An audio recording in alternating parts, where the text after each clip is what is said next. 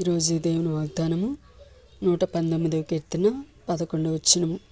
నీ ఎదుట నేను పాపము చేయకున్నట్లు నా హృదయములో నీ వాక్యము ఉంచుకుని ఉన్నాను.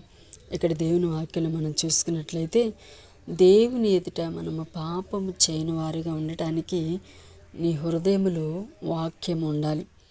ఈరోజు ఎంతమంది దేవుని వాక్యాన్ని రెగ్యులర్గా చదువుతున్నారు?